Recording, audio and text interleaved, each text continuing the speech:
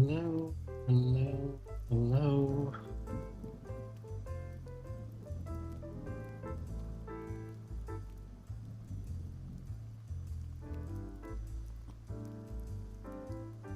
Stay that way. Don't auto resize like I'm not here.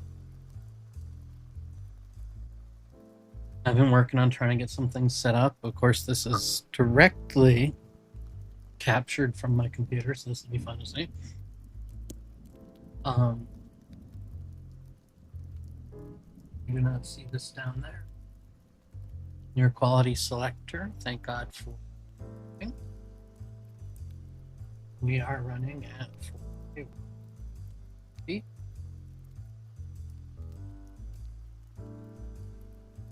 You don't even want to know the bit rate.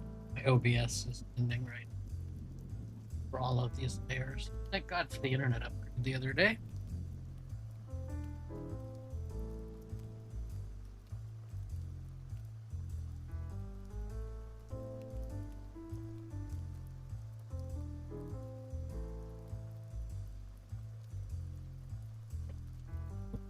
We'll see, you know?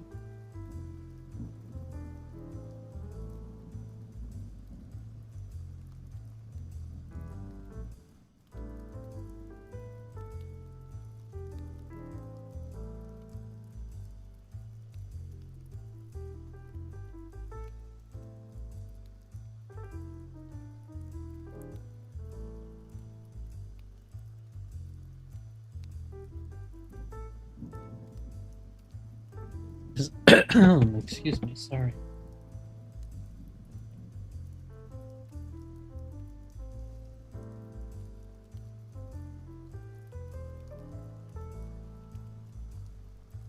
Well, I'm gonna get back to this in a moment because my lady needs me now.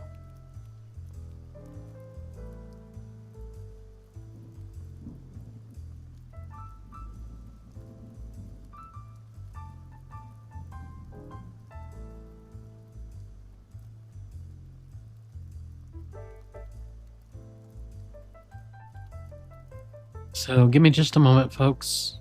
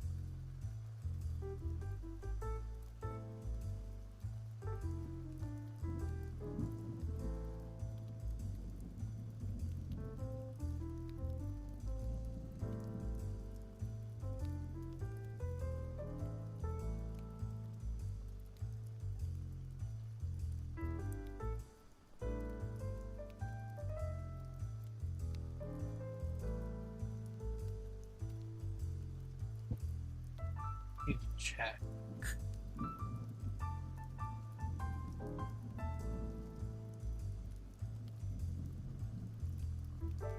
I need to figure out why that selector is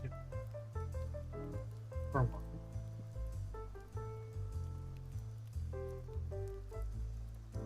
I have a lot of things I have to fix in my OBS before Forza Horizon 6 launches in what, 4 days for early access, I think. Because then you're not gonna see shit here, but it'll be basically like this. It'll look like this. Except things will be lined up properly and you'll see both of our Xboxes. So getting all that together, which is literally down to like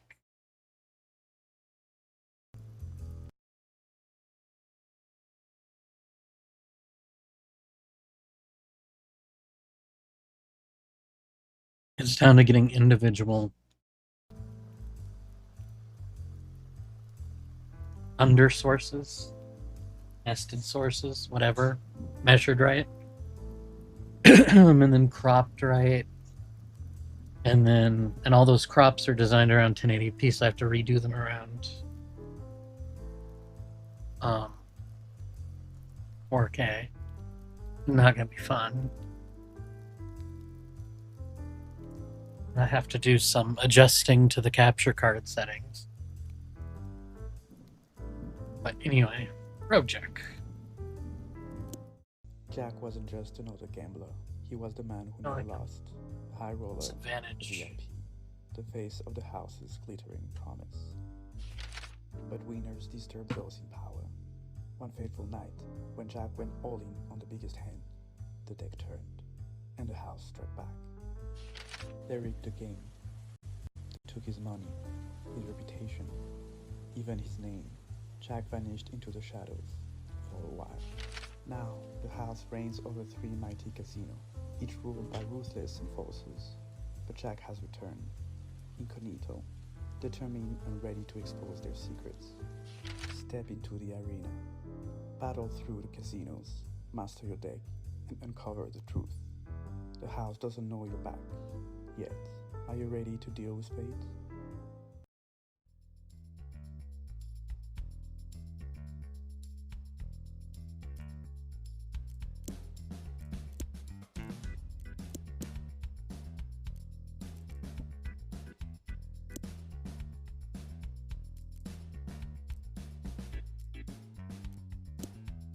Start there. Oh, this is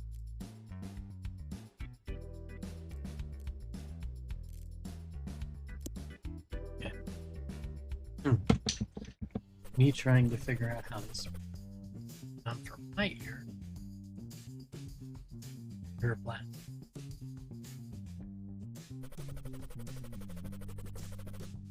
Yeah, I know how the game is played. Not this particular game, but I know how the real gambling version of it is played. You know, my microphone is in such an odd place because the end of it goes right between my monitor and television.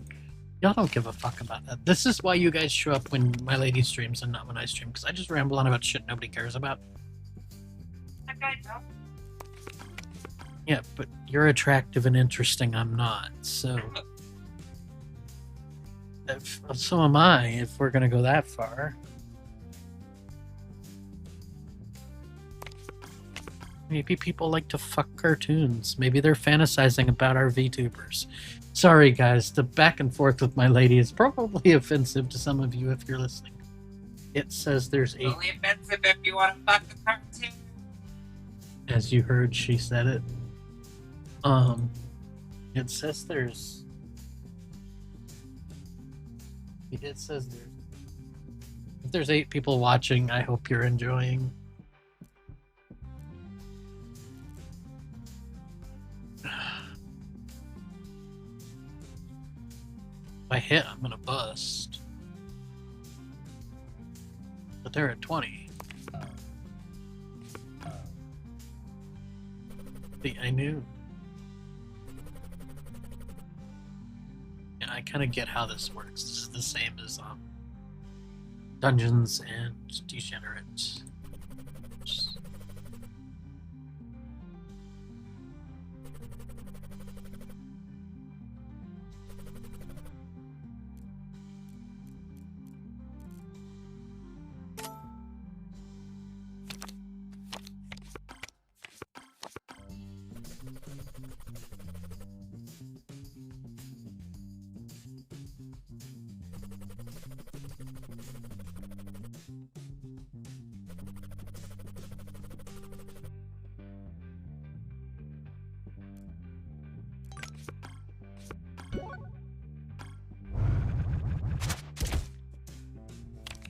The graphics are good. How does somebody should tell me how the stream looks? I mean, out of all you people here, somebody that is able to pull this at 4K, tell me how it looks.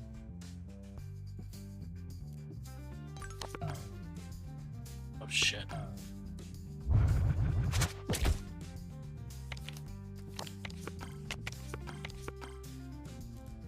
We're at 20 stand.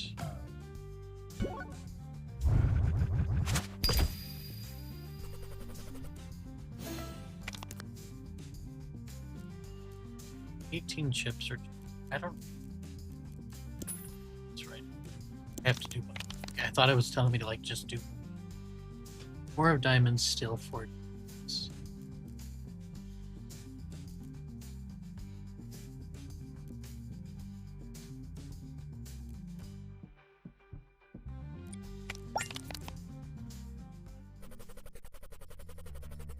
You can buy trinkets to twist fate. The first one is free of charge.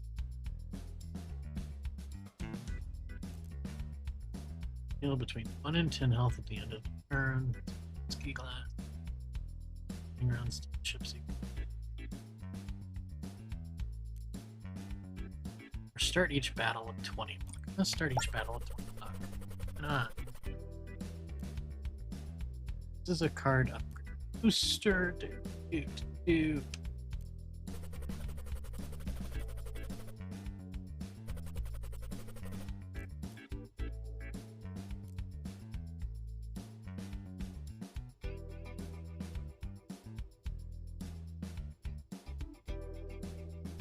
I think I have enough.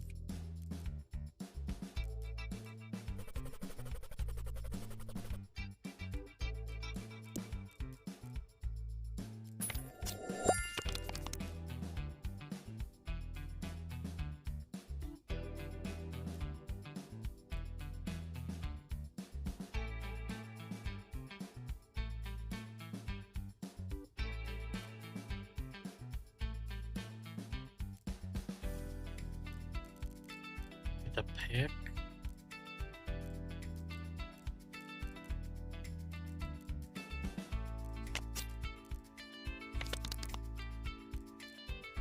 Okay.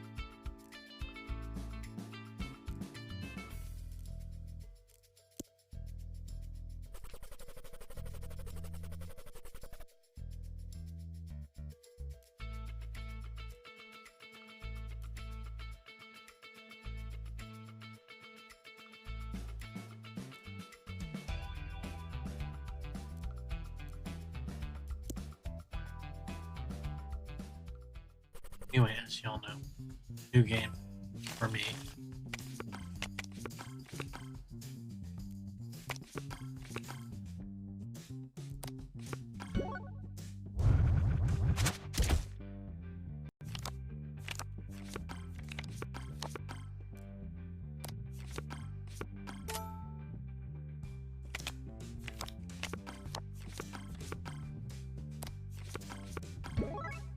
Oh shit. I had a 20 and they got a 21. Damn it. I don't know how this is supposed to work. I'm supposed to win. I got a 20. Blackjack. Let's kill them off.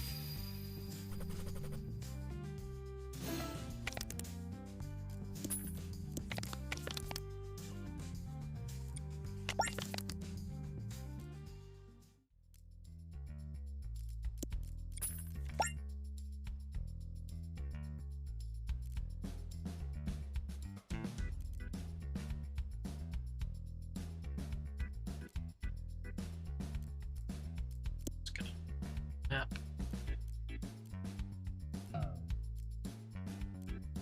Tracks.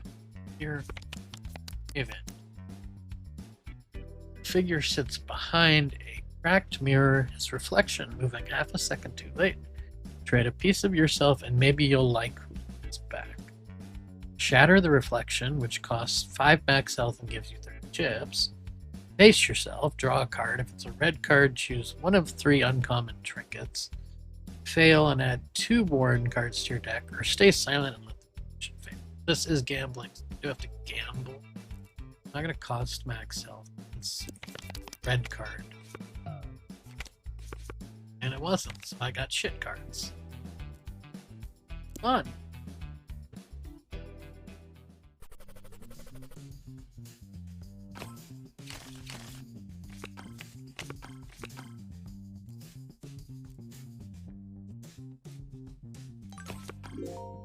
Oh my god, I did a double down and got a 21. And they busted. Good. I can't English today. Understand. Shit. What's that hand?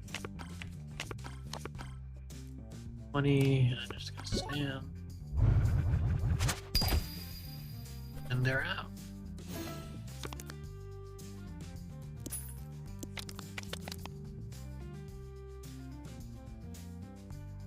Prevents a bust if drawing this card makes. You know I love these fucking decks.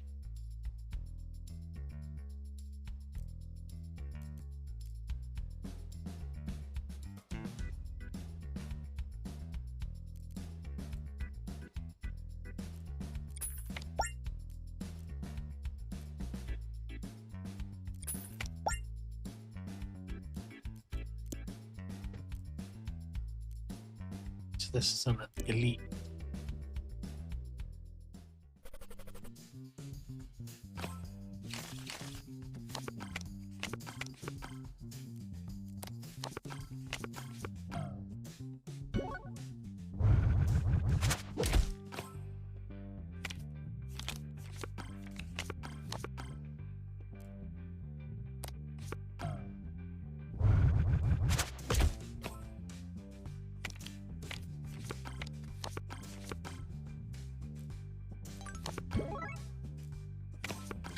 There we go.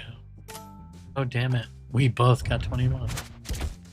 And somehow they had a bonus that made them still attack me. Because of course they did.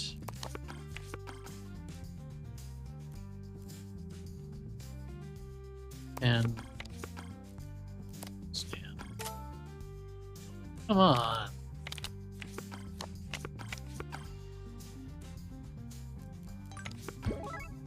Oop, 21.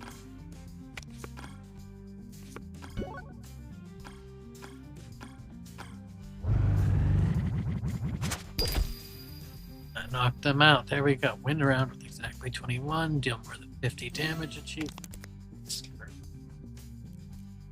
25 chips. Choose a trait.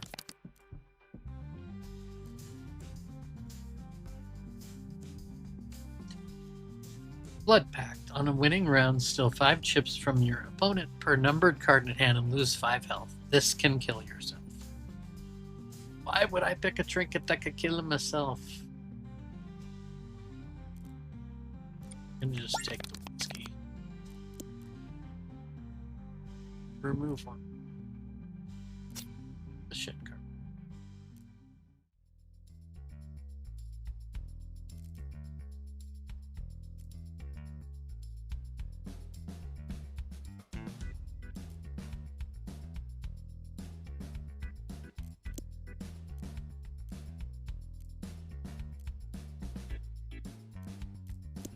Stand.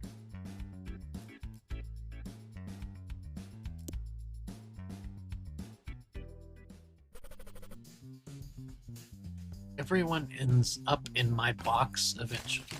Okay? You don't realize how that's it.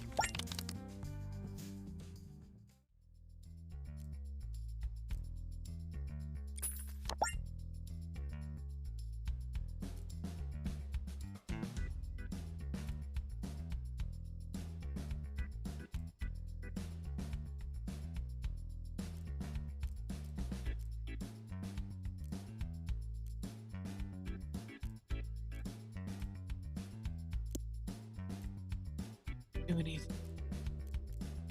Track. A.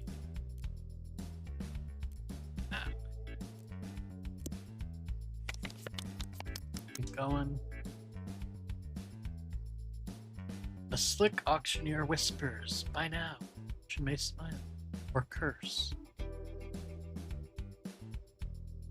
Bid small, choose one of 3 upgraded cards. Bid safe is 15 chips, choose one of 3 uncommon trinkets. I only have 13 chips, I can't do that. Or risk it, choose one of 2 rare trinkets, but add 2 random. How many trinket slots do you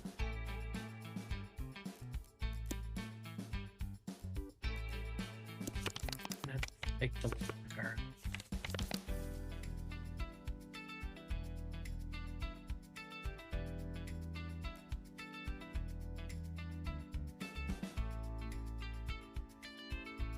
Okay. Gain 15 damage at the end of the round whenever your opponent wins a round with a blackjack, or instantly score blackjack if you have one of each suit in your hand and not busted.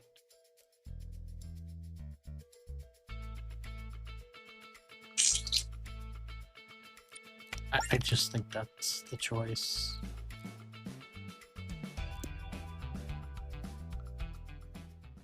I don't necessarily like that that's the choice.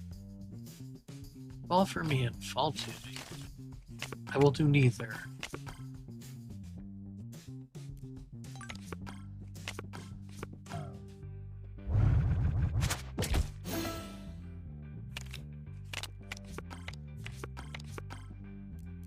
We're at 20 and stand.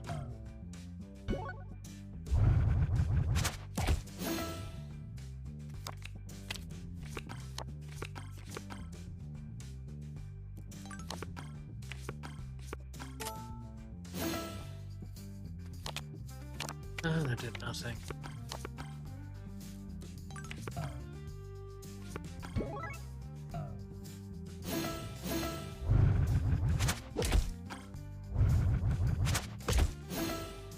Oh yeah, see, they got a blackjack and I got to damage them. Okay, we're at 19. Stand.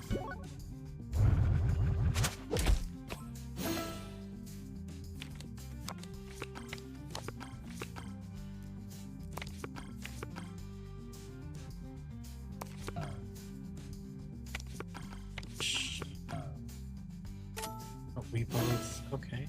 Good.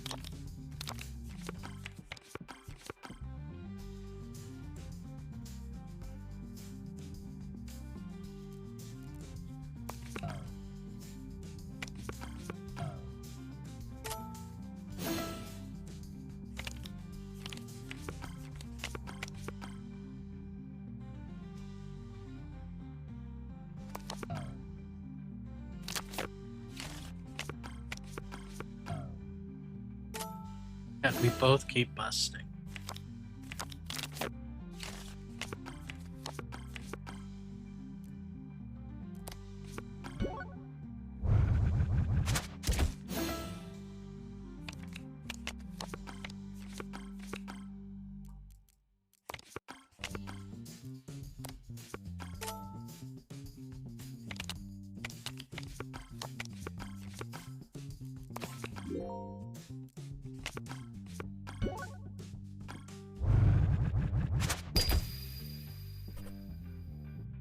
Yes, love hurts. You're correct.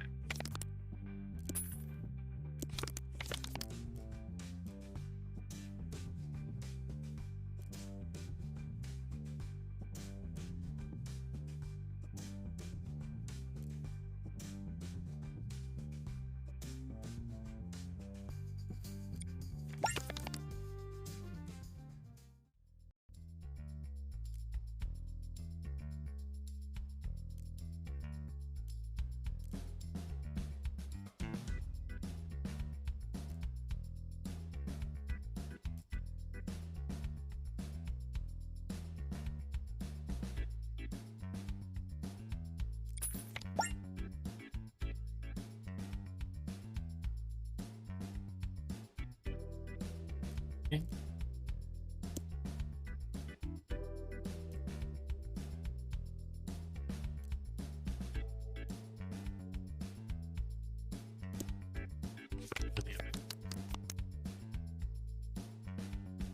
The thief offers to share his stash if he passes test. Unlock the stash, draw him 2 cards. If their combined value is 16 or higher, successfully unlock the stash and gain the VIP coupon. Bribe him, cost 15 chips, claim his stash and gain the VIP coupon. Or skip and walk away without taking any risks. I mean, I have 15 chips. I could bribe him and just get it. But I'm gonna take. We're gonna draw 2, and didn't get it. That's how that works. Now we're on to the boss for this.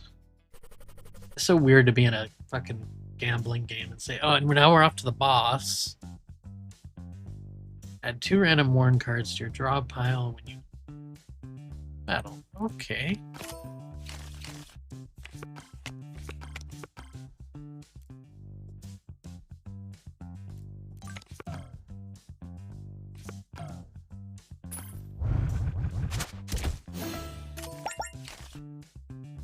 This is not going to end well for me.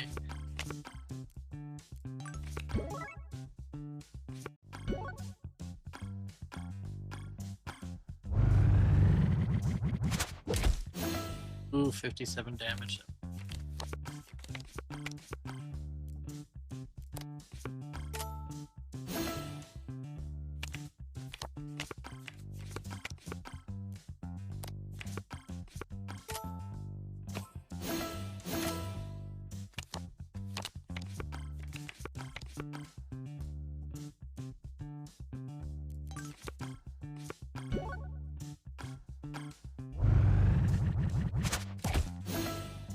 They're down to...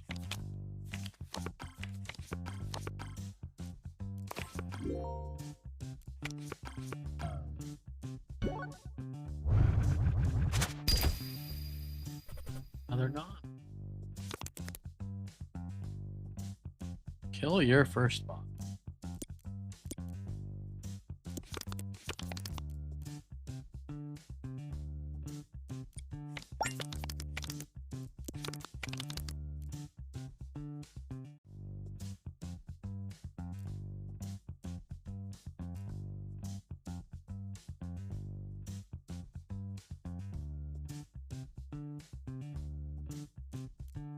If you get Romeo's cufflinks, you can score a blackjack on a 20 as long as you have Juliet's pendant. I'm not going to try to get... I just don't check.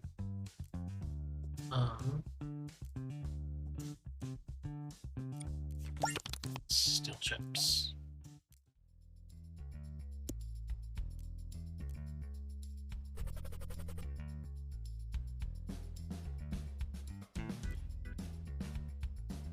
So folks, I am going to be right back. And when I return, I am going to do more of this blackjack. What is it? Rogue Jack 21. And then do that until dinner time. And then after dinner, my lady will probably golf or something. I don't know. But that's on her. That's her decision to do, make whatever. Stay here, don't go anywhere. And don't criticize the Be Right Back screen if it's not the prettiest in 4K. I will. Be right back.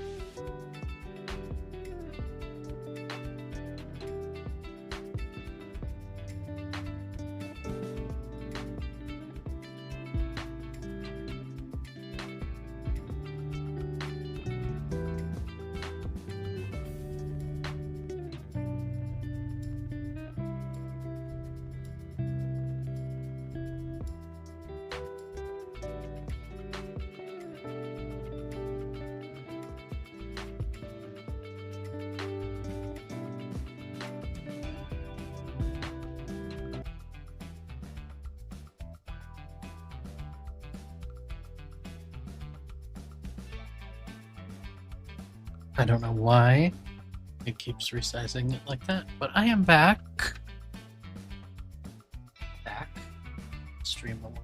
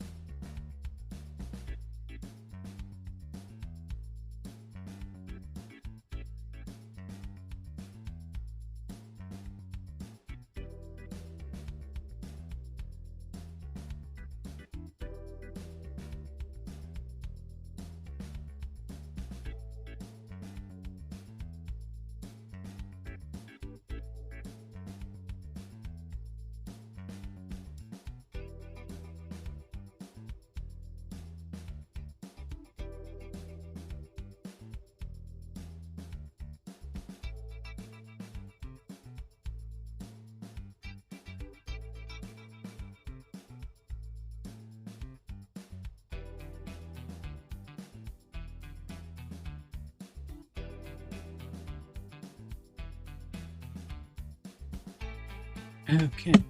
Oh, hey there, Anson Howard. Come in.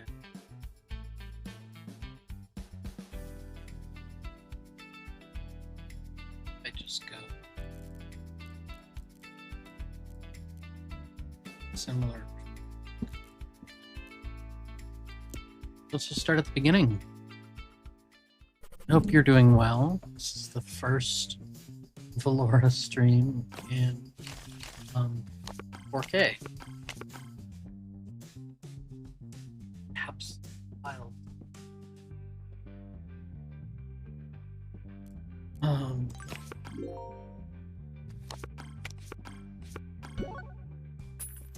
Because we're preparing for Forza Horizon 6, which early access is 14th to the 15th. So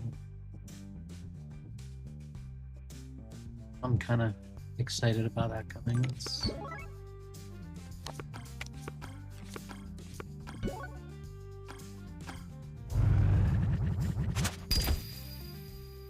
We took them out.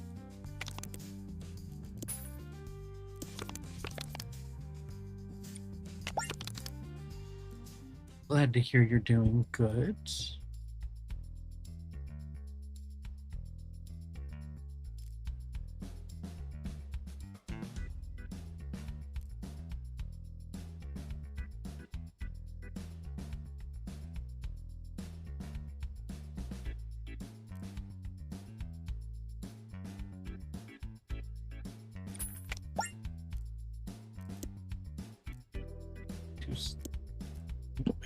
Get rid of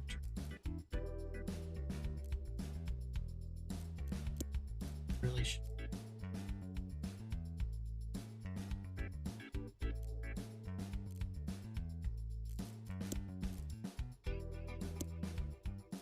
I'm glad to hear you're doing good.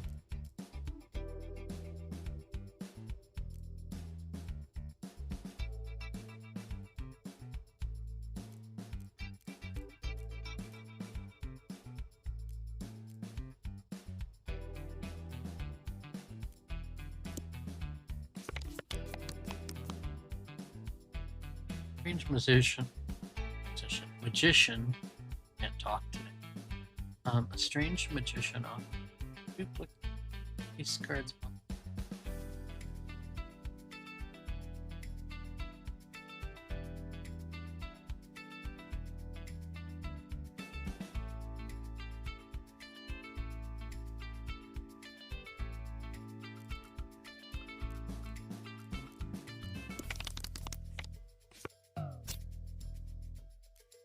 Lost an ace. Fun.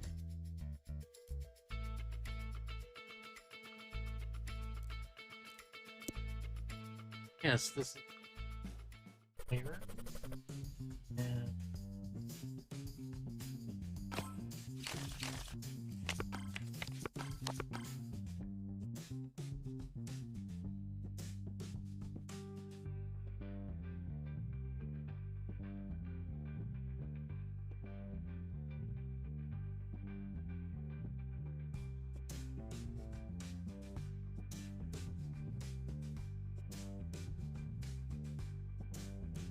you'll see you can watch it 2160p 2160p 1620 1080p or 540p using whip simulcast. I'm pushing about 100,000 bit rate for simulcast right now.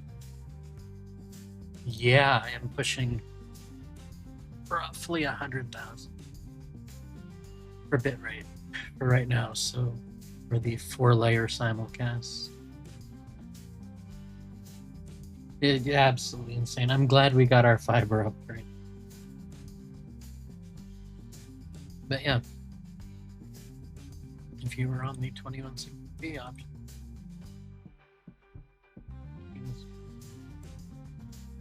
love the inevitable inception that I have just created.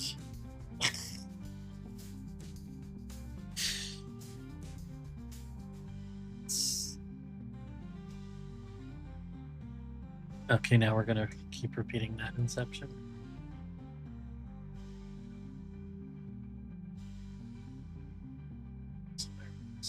But yeah, if you are that, you're in 4K. If you are on 2160p, you are in 4K. And if your internet cannot do the 4K, then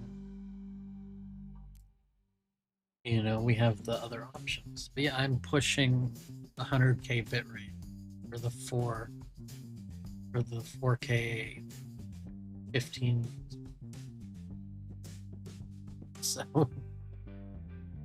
So there is quality options for people on lower connections. It's just coming on my bandwidth, and for people that want to be able to do that,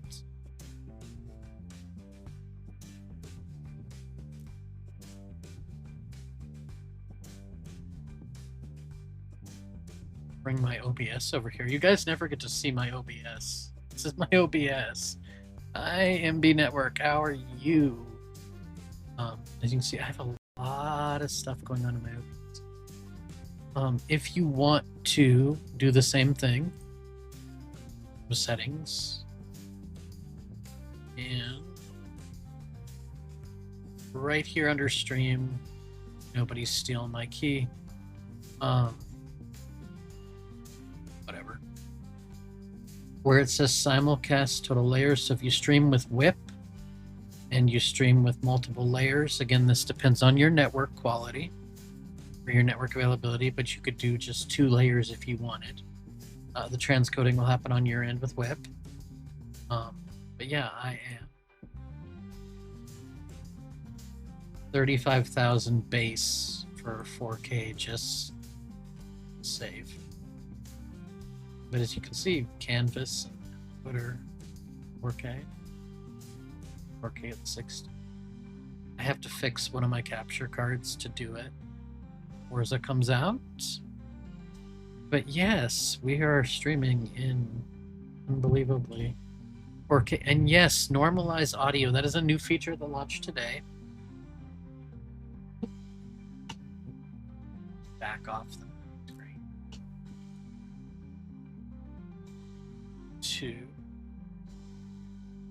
Back to.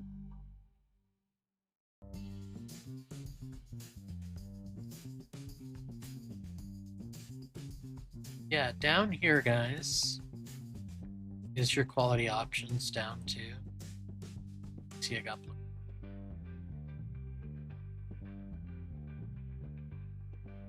And the other thing we launched today, under your settings wheel,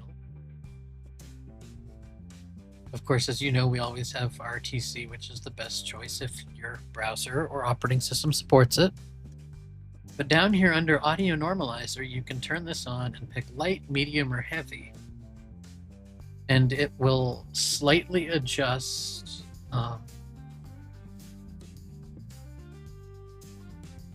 your audio balancing, so that if it's not going to like change audio levels drastically, but it'll normalize it kind of like a equalizer type thing. Basically, anybody that has ever used the FFZ extension, you don't MB network. You don't see, even under chat, you don't see it. I mean, I know, like, because there's one here and then there's one here. And they should both go. I'm not signed in. Oh, yeah. So you have your video options, and then here you have your normalized audio. Interesting. I mean, it's not directly under the screen. It is under the profile block. But yeah, the audio normalizer. So if you've ever used the FFD extension on Twitch, basically it's an audio compressor that reduces the volume of loud sounds and amplifies quiet sounds. So it's an equalizer, basically. And you can set it to 3 different settings for light, medium, or heavy equalization. For somebody who has their audio pretty much level, you're not going to notice a difference. But for somebody that has their audio not in a great place, you will notice a difference. Yeah, that launched today, so that is one step towards our next future. Plus, this is our first, 4K stream on Velora, which I think is pretty special too. So,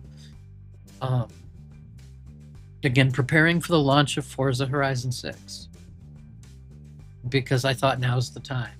If we're going to make the switch, we're going to make the switch in time for that, which then I realized, if we, our Xboxes can push, 4K 120. Well, our Elgato 4K Pro capture cards, which we have 2 of, can only do 4K 60. But if you play on your TV through your Xbox at 4K 120, you can only push 1080 from the Elgatos. So,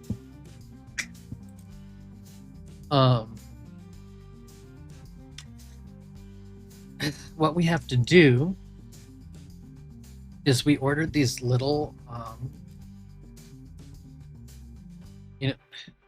these streams turn into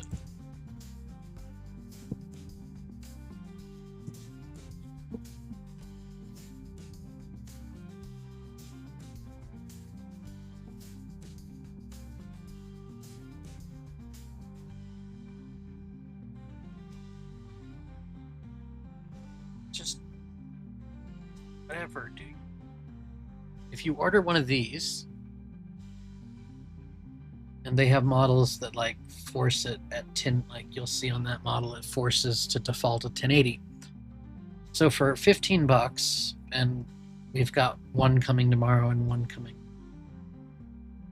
I did a lot of digging and a lot of research. I will confirm if it works or does not work. If it doesn't work, I'll return them. But if you get these and you plug these into your capture card, it has not been confirmed to work with the Elgato, but it has been confirmed to work with the AverMedia and the EVGA capture cards. So I figure if it works with those two, it should probably work with the Elgatos. So what it'll do is this will push, like basically you have to use a splitter, but we have a, I don't really do that. We have 2 Xboxes and 2 capture cards, but I have a Rocket Fish 8K 2 output. We have one of these on each TV. For people that want to know about our streaming setup. So we have one of these on each TV. So what happens is the Xbox, technically we have a switcher that has the Xbox, the PS5, and the Switch plugged into a multi-channel splitter. Then that goes into this. So that goes into input. Output 2 goes to the TV. Output 1 here will go into this, and this will go into the capture card input. So the TV still gets 4K 120, and capture card will only see 4K 60, so it can parallel it for the stream. Yeah. It's a very complicated setup. Our streams have always been complicated. I mean, I can tell you, ramping up, I don't know if you've ever heard of ASS, Advanced Scene Switcher for OBS. As you can see, just for our co-op for Forza Horizon 5, we have all these little things that know to match things. Let's see. Which one of these? Some of these are not the same because I did get rid of them. Oh, I don't have the that we. I don't remember. There we go. So it matches to stuff. Which do you need the link for, Ansem? I'll gladly send. But Advanced Scene Switcher, we have all these macros that, like, it'll look for that you saw there, the word driver, on, you know, the leaderboard, and that's how it'll bring down a leaderboard on our screen. Because this is what, when we co-op, guys, this is what it's going to look like, except you'll see 2 Xboxes. Right now, ignore the no signals because neither of the Xboxes are on. But you'll see a view like this. And yeah, it's so crazy. It's really, really crazy. And you're going to love what happens because, like, we have a thing that, like, so when you get to the select car English, when you go to the select car screen,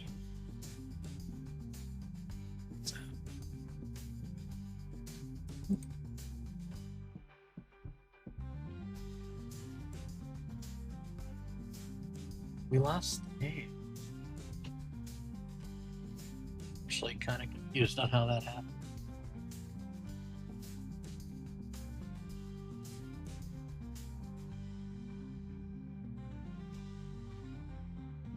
If I just go back.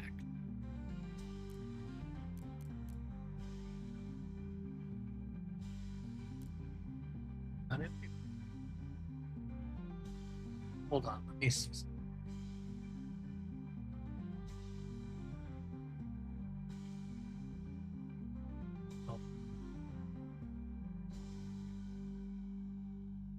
The freeze frame filter. I have to fix that before that, because we use that for stuff on. There's so many things, like our captures, like we have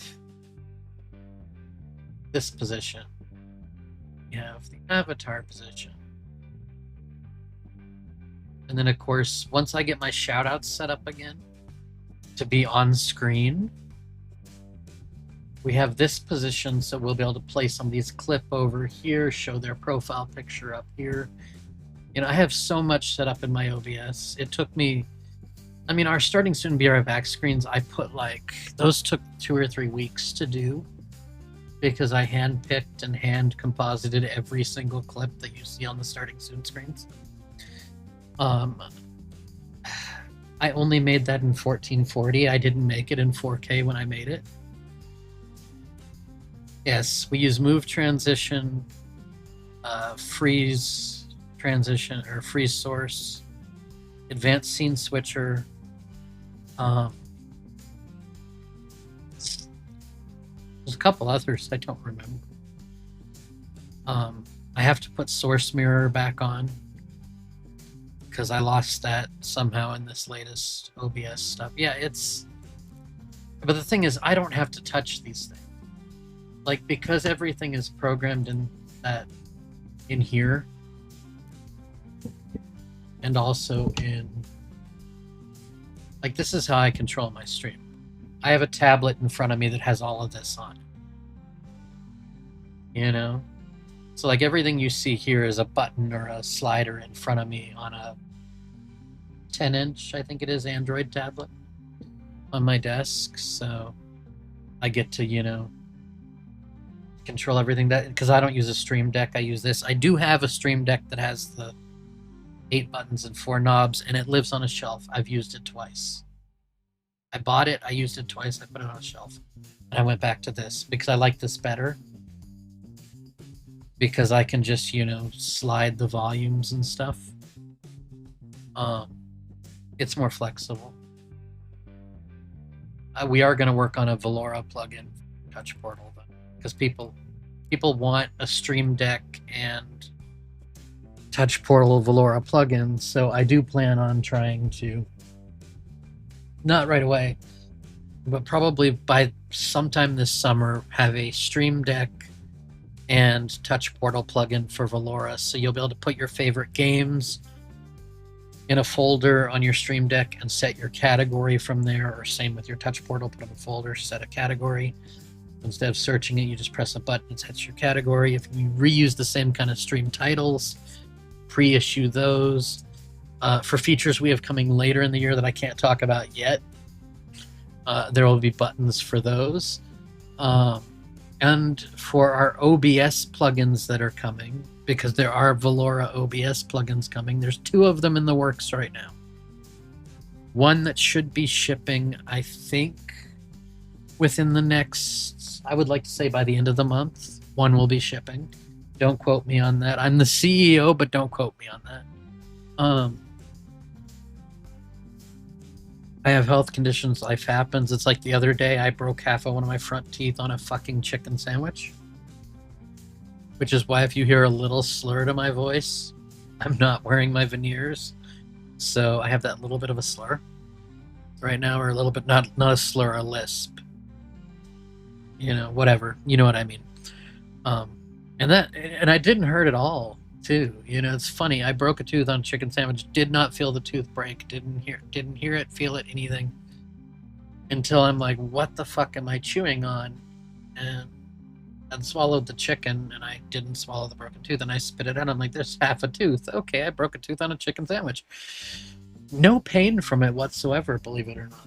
But it has made speaking harder. It has made singing harder, too, because, you know, I've been working on my next album. And if I put in my veneers, I can do it, like I did the other night for a video I had to do. But I can only wear the veneers for like 30, 40 minutes before they start hurting me, like really hurting me. Like they start basically, because, you know, the veneers have to snap into your, what teeth haven't broken from my bone disease and to the gum line. And if I wear them for too long or they move the wrong way, they start cutting into my gums, and that hurts. So I don't wear them very long. And so I'm just dealing with the fact that my talking is not as clear as it usually is. The last time this happened, it took me about a week, and then I got used to it. My voice got better, and it was normal again. You just got to get used to it after it happens. It's kind of like, you know, whenever you have like a mouth surgery or something, you have to learn how to re-speak again properly. Not like re-speak as in, oh, you know, you're a baby, goo goo gaga, then language, but like you have to work to like get the cadence of your voice back, and it's the same thing. I mean, I did do a successful recording earlier, musically. I had the veneers in and I was able to do it.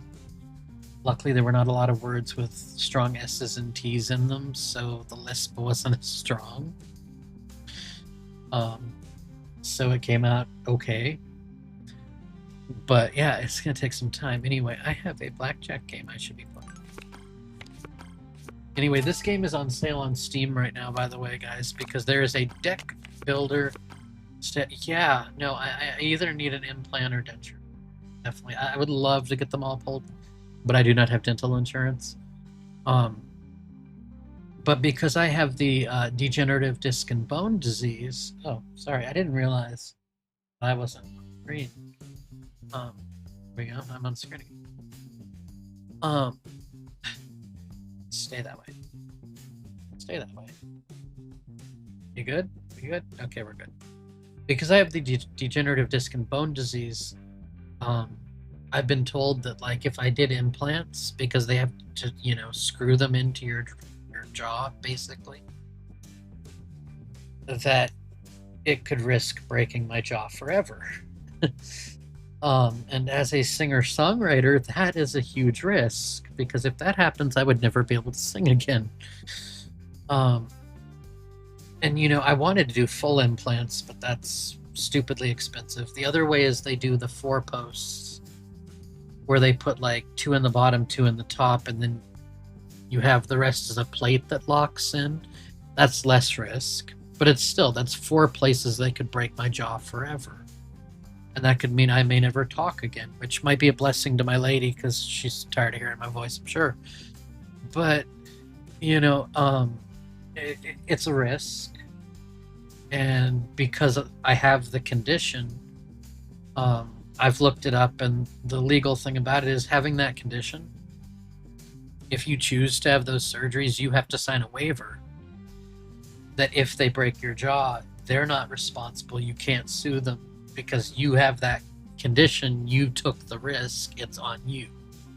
Whereas somebody that doesn't have the bone condition, if they broke their person's jaw, you know, you could sue them. But because I have a condition, I can't, because I know the risk going into it. I have to take the responsibility. And so it's a little scary.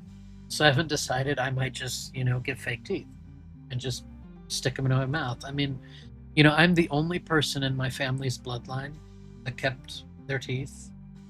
And me, all of my teeth, till 30.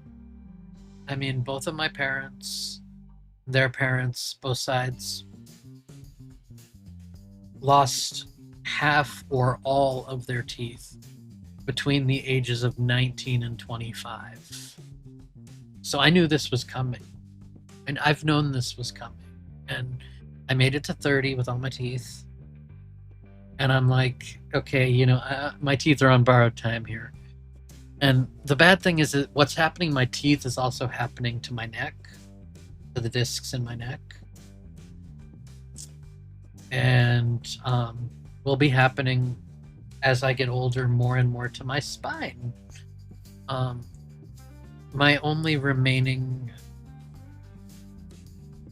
partial direct bloodline relative, who's about 50 now. For reference, I'll be 34 later this year, and he's somewhere 50 or around there now. His doctors are basically saying that within the next year or 2, he will probably have to have his spine basically have a metal rod all the way from his neck to basically his ass. He won't be able to bend over at all. Like, it'll be a metal rod all the way down. Because of this same thing. And that's fucking terrifying. Because that means when I get to that age, if I make it that far, which I'm going to try to, you know, I might end up with the same. Because, like, I'm having or younger, because, like, you think the heart stuff happened to me younger than it did to my family. You know, the bone stuff, the teeth were fine until my 30s. My neck has been a problem since I was about 18. I used to get cortisone injections in my neck all the time, in my neck and my back. It was usually every 4 to 6 months. You know, it was terrible. You know, but it relieved pain, and now for some reason I've been pretty stable. I don't know if the pain has just stopped because the discs are the way they are. I mean, I still have back pain. I will have that for the rest of my life, but I will say this, you know, this chair, I bet y'all remember when, you know, I posted the red chair in Discord. The red chair with the gold accents on it. Very fitting for Velora. And I'm glad it's red and gold instead of gold and red, because a gold chair would be terrible under the ring. Plus our couch is red, so it matches. But yeah, you know, I hope I don't end up ever having to need the metal rod. but knowing that that other relative is at that place in his life, and the surgery's risky too, you know. Like he said, he might just let his spine crumble, and it's like, you might what? I mean, I can basically count on my fingers how many living relatives I have left, and we're getting close to where it's on one hand, and that's not just direct relatives. That's like fanning out to like cousins and shit. Like there's very little family left. And for my direct bloodline, I am the last of my direct bloodline, so that's also scary. You know, I've known since childhood that this was going to happen, and I appreciate that, Ansem. I do. You know, and it's same with you. You know, it's sad that you have the condition that you have. Like, good people should not have to go through the stuff that we go through, but, you know, not to get, like, religious or faithy here, but, you know, they always say that you're never handled a challenge you can't, you know, handle. Like, that you're never handled a challenge that you're not able to handle. And so, look, I've handled the heart stuff. I've handled the dental stuff so far. I've handled the neck stuff. I'm just gonna keep going. You know, I'm gonna keep going until, you know, until whatever higher power, be it God or something else, says to me, Corey, you know, it's time, buddy. You know. But, and then I'm gonna push back a little bit and be like, hey, I didn't say it's time yet. So just give me a few more weeks, and I'll let you know when I'm ready. You know, but no, it is a reality that I've known since childhood. I mean, my life story. I was born prematurely, tiny, was not supposed to make it. Like, the beginning of my life was in an incubator in the hospital, trying to, you know, basically survive to the age that I should have been born at, you know, from being born early. And they knew then, you know, oh, he wasn't going to make it. And then, you know, I remember being a child, and they said I was never going to make it to like 6 or 7 years old to go to school. And I was never going to see my teen years. I was never going to make it to adulthood. I was never going to make it to 21. You know, and then my heart stuff, and they said I'd be dead by 30. And I'll be 34 later this year, and I'm still here. They have been predicting my death since I was born, and I'm still here. So if that is not a testament to strong will, which I get from my father and my mother, she was a strong-willed woman too. And on this Mother's Day, I miss her very much. I know she's probably having a fireball in the skies above. But you know, Dad, you know, he faced a bunch of places where it was like, you're not going to make it, you're not going to make it, you're not going to make it. And then in the year 2000, you know, when I was very young, I was born in 92. So in the year 2000, my dad had experimental surgery, and they told him, you know, at the Veterans Hospital, they told him, they said, you know, if you don't have this surgery, you could die tomorrow, or you could die in 3 or 4 months, but that's the range we're giving you. And then they told him, you know, but if you have the surgery, you're either going to die on the operating table, or you'll get to live maybe another year,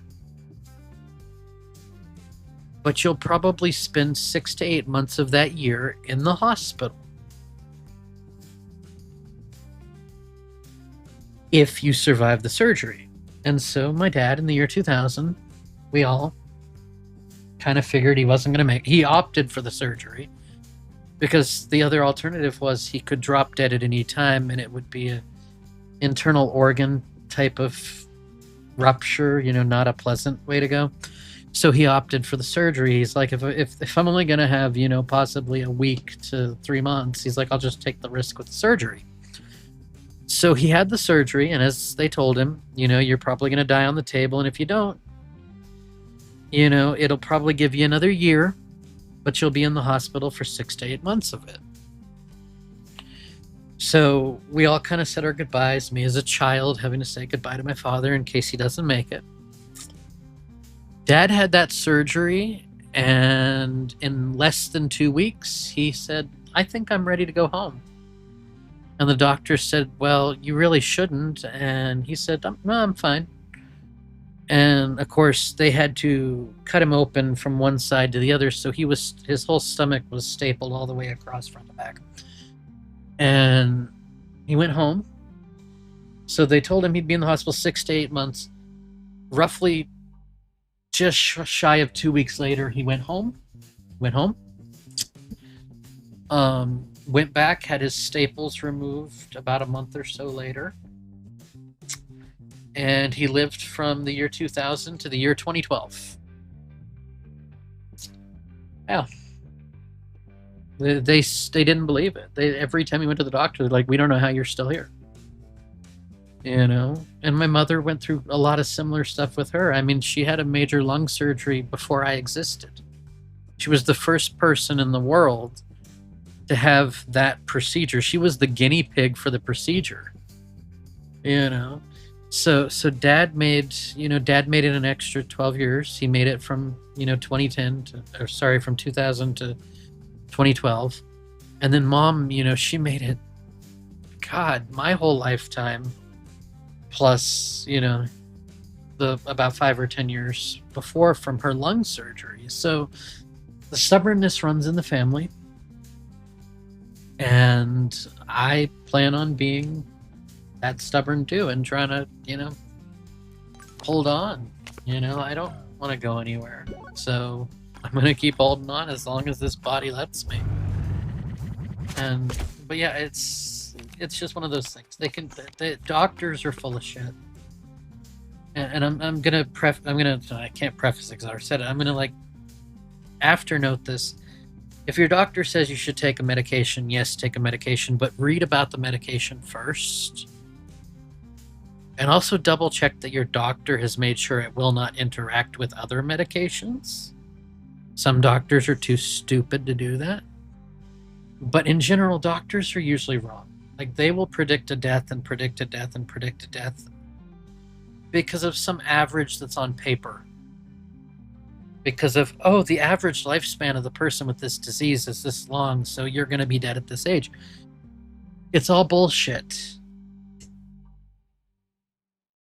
If you're stubborn and you're strong and you're tough, you will outlive it, you will outcome it, and you will come out on the other side stronger for it. I may have been fucking medically housebound to this day since 2019. And so the only place I get to go is basically, because all my doctor stuff is telehealth now, I get to go to the hospital and home. That's my life. But because we have a nice backyard that I'm able to get out and sit in with the outdoor cat Kitta, and because we're in a duplex, I get to see, while we share one wall, of course, the wall that I'm sitting at, we share with the other side because that's how a duplex works. Chloe's mom lives in the other half of our duplex. So I do get to go over there because I can make it that distance because literally we share a wall with it. It's less distance to that than it is to our kitchen. So I actually get to see, instead of seeing the same 4 walls technically, I get to see the other side of this wall and the other 3 walls around it, Not all the time, but at least once a week now, our mother living in the other half of our duplex. I get to see that. So that's been kind of nice. That's been a nice change. For me, it's been really positive. And it also means that because I don't really have family left, having Chloe's mom close means there's one more person that's family, that's close in case anything happens. So it's really nice. I doubled on a lucky draw.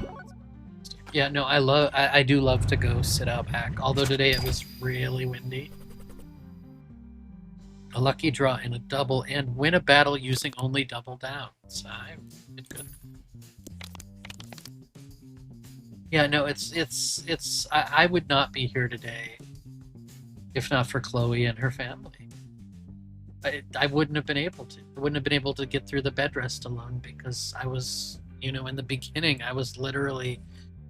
I would wake up, take medication, drink an Ensure shake like an old person, and fall back asleep. I mean, after everything went down initially the first time, I was in bed for months, and so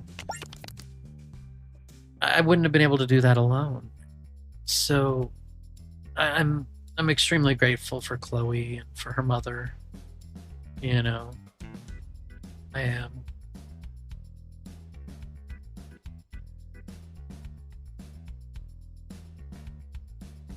And I'll give a runner-up participants award to her father. If by accident you ever see this VOD, you did participate, so I'm giving you the participant award. I hope he never does. I hope her father never sees this. Because we did live there for a little while before we got this place. Again, it's called I don't think before I speak, I just speak. And no, I think the thing about Velora too is it keeps me going. Although I have told people, we've had a really good 7 months. Yeah, we've had a really good 7 months, guys. Velora's closing tomorrow. Goodbye. It's been fun. Joking. Completely joking. Don't clip that. It's a joke. No, it's been a really good 7 months, going on 8 months, in a week and a half. And, with my health conditions, I've been pulling, 12, 14, 16-hour days. I can't keep pulling, the 12 to 18-hour days. So starting this coming week, I am going to be working less. I'm going to actually be clocking in on my phone. Probably. I'm going to see if I can... I'm either going to clock in app on my phone or Sage is going to do something so we can keep track of my hours, and I'm going to restrict the number of hours I'm allowed to work outside of if an emergency went down, like if all hell broke loose and the servers were down. But regular day-to-day, I'm gonna cut back the hours. My body needs it. I can tell. I'm not as strong as I was. I don't want to scare anybody. But I can tell that I'm not as strong as I was, 4, 5, 6 months ago. And it's not from anything other than working that many hours a day has made me so tired that I don't have the strength that I used to have. And so I plan on working a more healthy schedule for myself. And as you know, I have college going on too. I start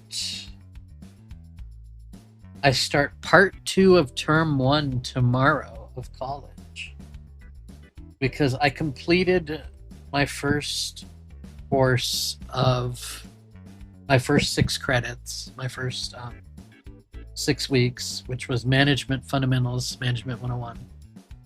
And I completed it, and I got a perfect 100 on my final test for the first 6 weeks, my first exam, perfect 100.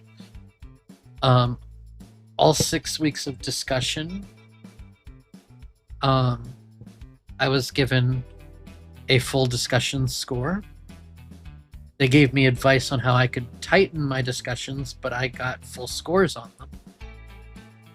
And my weekly tests, I got perfect scores on all 5 weekly tests leading up to the 6-week exam. So tomorrow I start Psych 140, which is business psychology. So I don't want to brag, but I'm proud to have perfect 100s across the board for my first 6 weeks of college. And I was terrified. I mean, I'm dyslexic. I have memory issues. You know, I didn't finish school the regular way, you know, like normal people did. I was pulled out of school at 11, 12, somewhere around there. And so, yeah, to get perfect 100s and perfect, and to get the bonus credits too for the bonus activities. So technically, like, even if I hadn't got the 100s, I got the bonus points too, so it would have made up for it. And so I'm grateful because my brain is usually not my friend. Reading is usually not my friend. Like, I mix letters and numbers all the time. Anybody who's dyslexic will understand that. It's actually why I got a Kindle Colorsoft for reading. As much as I love paper books, like when I write songs, I write on paper. I write in notebooks. I have an iPad Pro with an Apple Pencil. I'm not writing my fucking songs on that. I write them on paper. The same way fucking Dolly Parton's been doing it her whole life. She writes her songs on paper. You know? I mean, it's how you do it. You know, I write them on paper and I sign them when they're done. I sign and date them.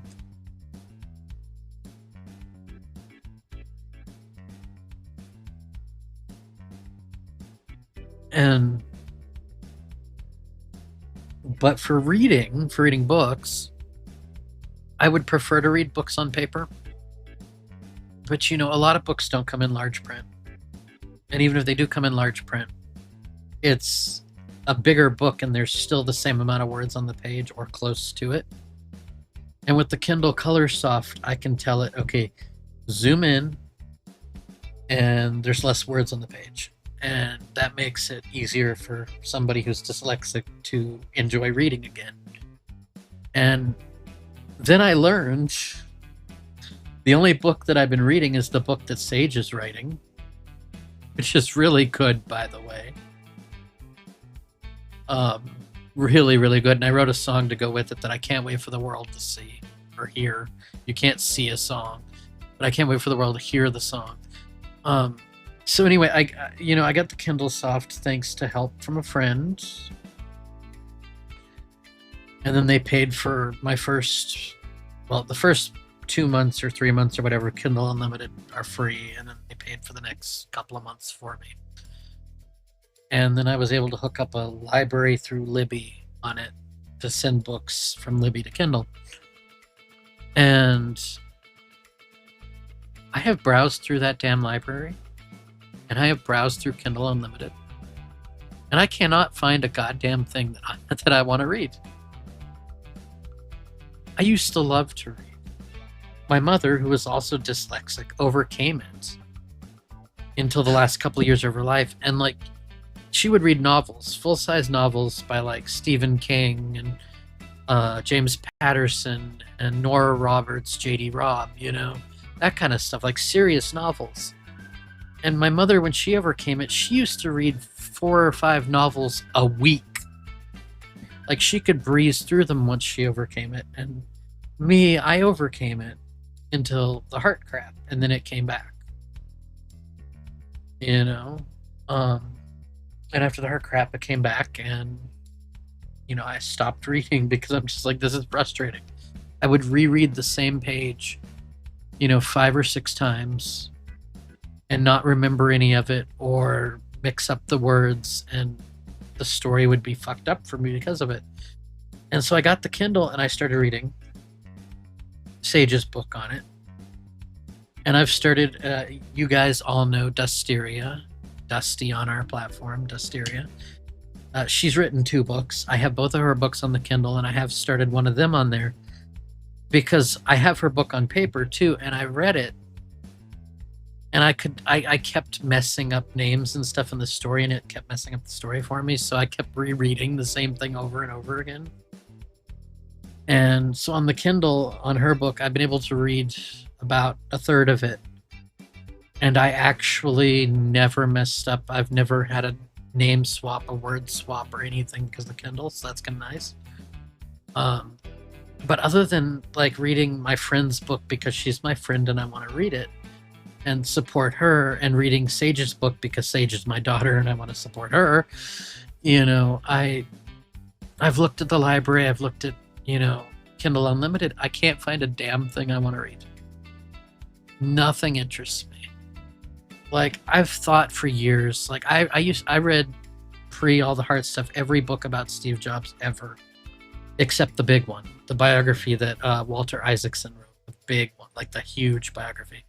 And the reason I never read it is it was in my basement on Main Street while the basement was getting fixed, and while we were trying to get the squirrel or the rat or whatever the fuck it was out of the wall.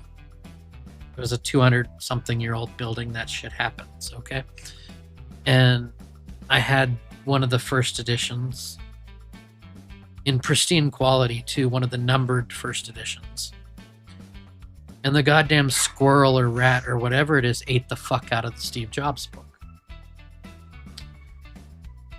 And so I just never bought another copy. And, you know, I don't know if it's on Kindle Unlimited, but it's like, I think 600 pages. It's like Cher, you know. I'd love to read her memoir, but it's like 400 or 500 pages, and that's just part one. Part two is coming out, I think, later this year, which is going to be another 400 or 500 pages. And to me, the idea of reading 1,000 pages of something, I don't want to say that it overwhelms me, but it does. It does. Like, reading 500 pages of something is a commitment.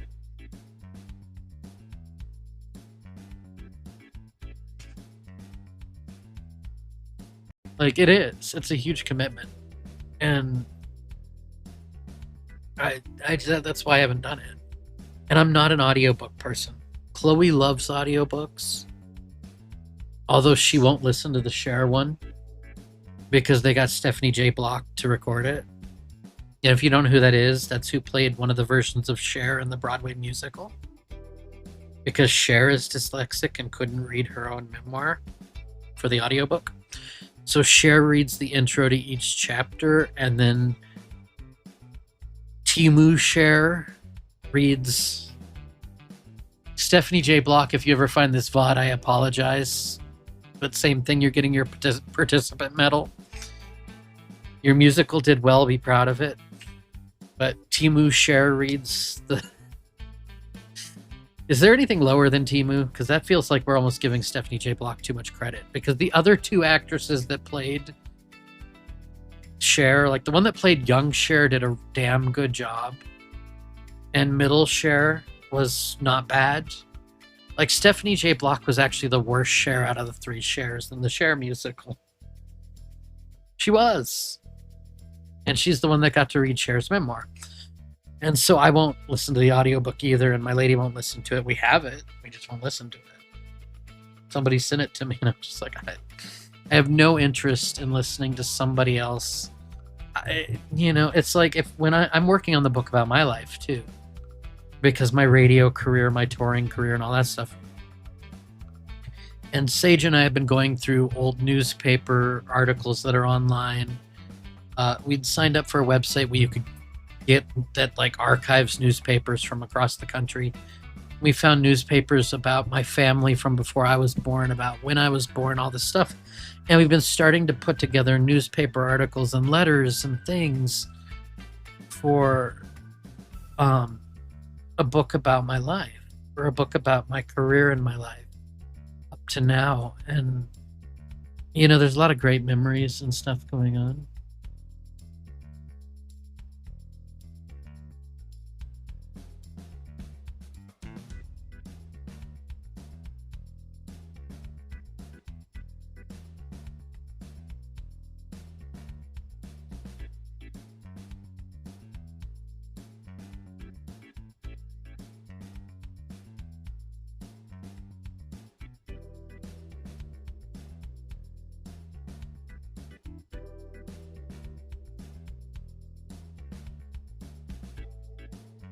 Anyway, let me continue through another round of this while my lady goes and picks up tamales from her mother.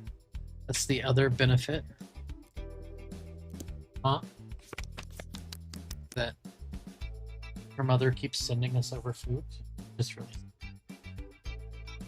Behind the bar, you find a safe with its style slightly different.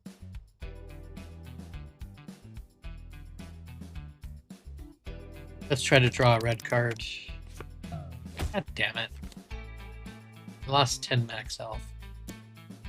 But yeah, no, I'm working on the book about my life. Sage is helping me organize newspaper articles by date,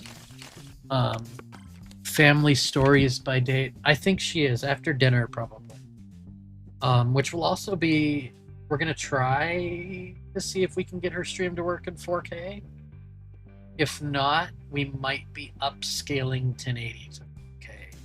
And I do have a program on the computer for that, and I apologize if we have to do that. I already feel bad. I don't know if you saw that I'm pushing 100,000 bitrate today. I mean, it's you know, it's doing the variable bitrate simulcast, which is a great whip feature. If you have the internet connection to do it because it will help people on worse internet connections get to choose a lower quality. We will be rolling that out to mobile too soon. It's under settings and settings stream. And if you click whip and you broadcast with whip, you can pick how many layers under simulcast in OBS 31. But yeah, she's probably gonna stream tonight. She's getting tamales from her mother right now, which we'll have for dinner, which sounds really good.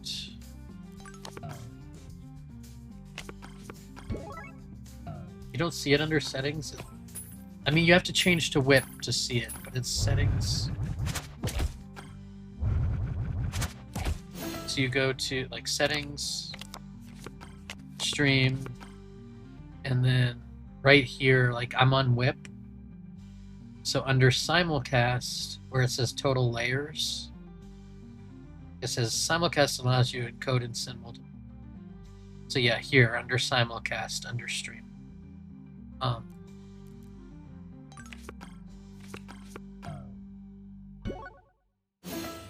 And then you're able to send, you can send, I mean, one layer is just sending the stream. So like say you're streaming at 1080 and you just wanted to give somebody like 1080 and 720, then just stream 2. If you wanted to, if you're streaming at 1440 and you wanted to,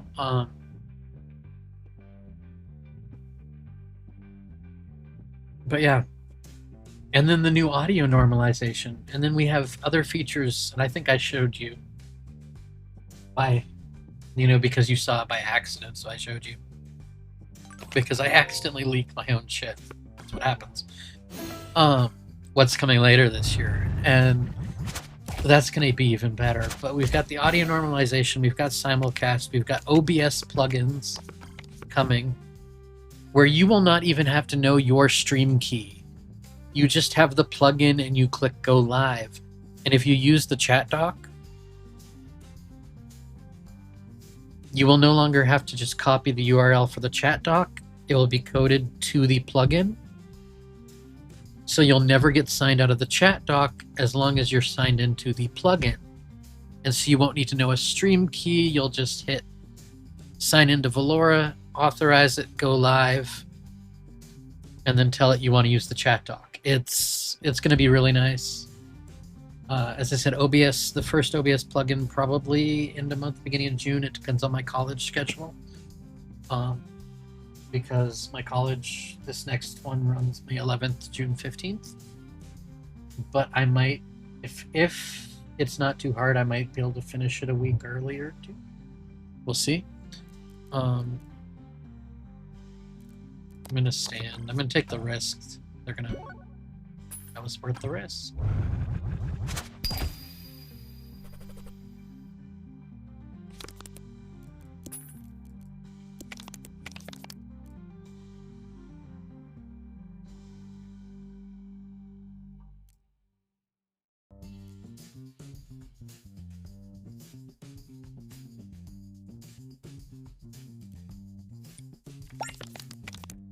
Cigar, and let's see.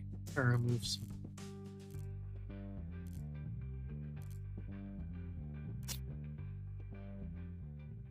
So,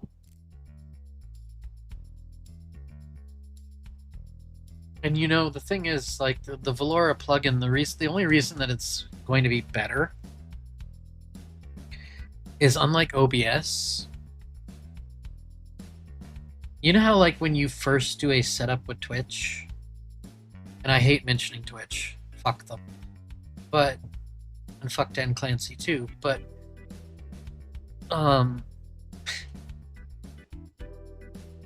like when you do the setup and it tests it does a bandwidth test. So our plugins, like say you're having a bad internet day,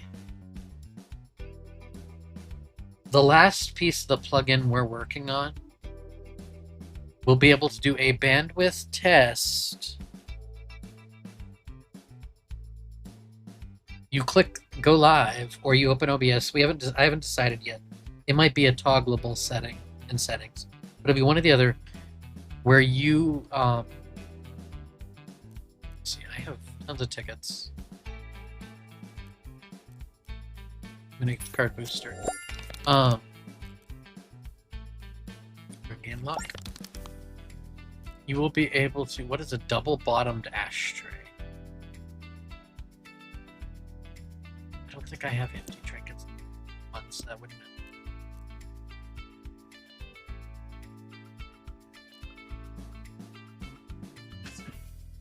I'll be there in a second.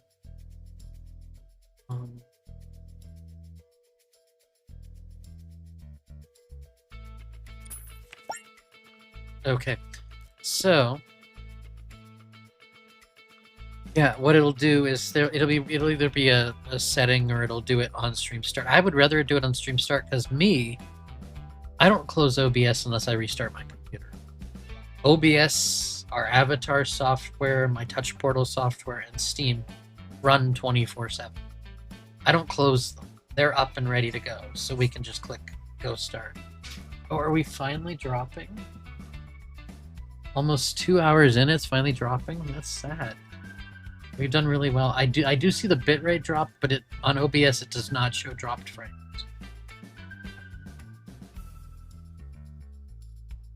I wonder if it's like peak hours. We're at that time of day where people that might have been working are now home. So I wonder if it's like, I mean, they just rolled out the 2 gig fiber, so, and it has been iffy, but I do want to say it. Let me read what's on the scroll. Oh, I didn't realize that to collect things from. Oh, that's cool. Anyway, I don't know what you do with them, but yeah, we're gonna do some really. We got some awesome things coming. The plugin's going to be doing some bandwidth testing. And I thought about it. And if we tie it into our server that tracks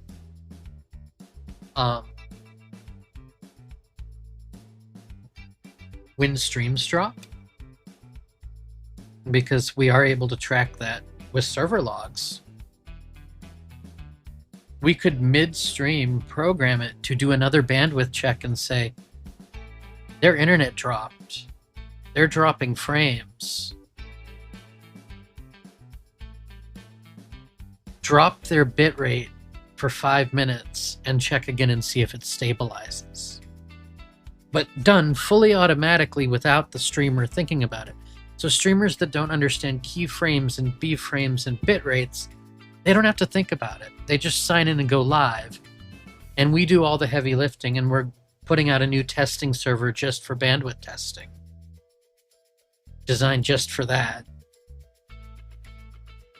To facilitate that feature of the plugin.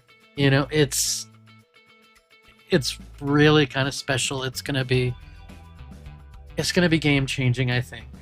A lot of what we're doing is going to make streaming easier for people. I apologize to people that use Melds, but Meld only does RTMP and doesn't have plugins. So, you know, OBS reigns king again, and you just, you know, it's the place to be. And I've tried Meld, and I wanted to give them my blessing and the good word. And then they did that shady AI thing that nobody likes. And then they made a plugin for OBS that does the shady AI thing that nobody likes. And so it's just like I'm not rushing to give them another chance. If they want to integrate Velora, fine. But if they're just going to do it over RTMP, then there's... Because my goal is to phase out RTMP by the end of the year. And I know that's crazy because Twitch still uses it as a primary. Kick still uses it. It's like the standard that everybody uses, but I would like to, by the end of the year, have Velora be 100% RTMP free and be strictly SRT WIP, which is WebRTC, and Veloc that we're working, which will ship this summer or this fall. Looks like sooner if we get lucky, later if we don't. And so I would like to see RTMP go away this year. And that's why the plugins will make it better for streamers, because they won't have to know anything or a stream key or a URL. They just click go live and it works. Even if we're the only place they stream to, then they can just hide the controls that OBS has and just have our thing, you know? And it's gonna be great. I'm working on a lot. As people know, we added Coop to the product team. Our first person on the product team, outside of Sage and I. That was last month. And they're doing research to prepare to help with things like the Stream Deck and Touch Portal stuff. And we've been working closely together on some bot-related stuff to make that better. So it's been great to have somebody on the product team that is working on everything that surrounds Velora with me. I'm still the one doing all the mainline stuff for now. But we have somebody helping work on the stuff that goes around Velora and makes the experience of getting to Velora better or streaming to Velora better. And pretty soon, other things that will help make extensions for like streamers better. It's exciting. I'm very excited for it. Anyway, my lady is telling me she wants to eat. So, guys, remember, always pay it forward. Simple gestures matter. What might not be a lot to you might be life-changing to somebody else, to your friends, to your family, to your loved ones. You can go see them. Go see them. If you can't go see them, call them, text them. Life is short. God bless you, Mama. I miss you today.